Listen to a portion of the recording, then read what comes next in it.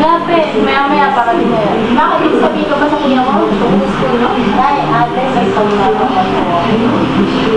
Ano yun? Nay, buntis po. Ano? Buntis ka? Kita mo nag-aaral ka pa. Sino ang buntis sa'yo? Yung pinakilala mo sa amin? Opo, matutupas. Anak ka ng... Sabihin natin na mahal mo siya, pero bakit? Mabubuhay ba kayo sa pagmamahal? Problema talaga yan. Problema pa talaga. Pero wala tayong magagawa, nandiyan na yan eh. Hindi po naman namin sinasadya. Dapat kasi nag-iingat kayo eh. Paano natin sasabihin sa kuya mo yan? Siya pa naman nagpapaaral sa'yo. Nay, sorry po. Anong plano nyo? Magkakasama na tayong tatlo. May problema ba? Kamusta na pag-aaral mo, Gladys?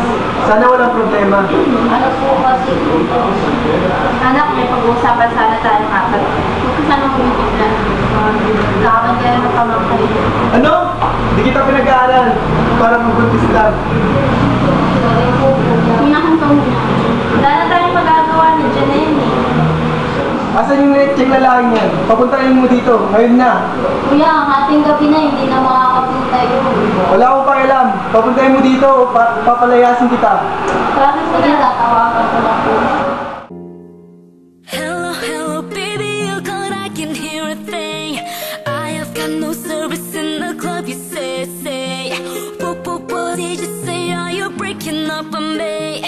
Sorry, I cannot hear you, I'm kinda... Kuya, papunta na po siya.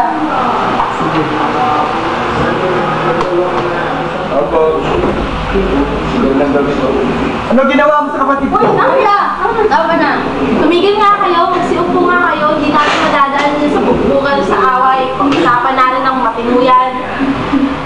Pinag-aaral kita. Alex, panalabot na po siya. Aba, dapat lang. Babayan si Gladys, oh. Ano plano nyo ngayon? Pakasalan ko po. Mga high school pa lang kayo, tapakasan na kayo. Magpapakasal? Kaya na bang bumuo ng pamilya? May trabaho ka na ba? Ganap. Hindi ganun kadali maghanap ng trabaho, no? Ang mga pagpapakasal, hindi basta-basta ba? Kita niyo yung tatay ni Gladys. Iwan kami. Sensya na po talaga. Kuya, pasensya. Bahala na. O, saan pupunta? Magpapakain lang. Kuya! Hayaan mo na yung kuya mo. Mawawala din yung galit ng kuya mo. Sa totoo lang, disappointed din kami sa inyong dalawa. Sa ginawa niyo. Alam na ba ng magulang mo yan? Ang nasabi ko, napanggit ko. Pag-usapan na lang natin to ulit. Umuwi ka na, pasensya na talaga. Ako na dapat sabihin ng pasensya sa'yo. Paglalala. Paglalama kita. Huwag mo akong iiwan na. Oo, kaya natin ito. Hanggang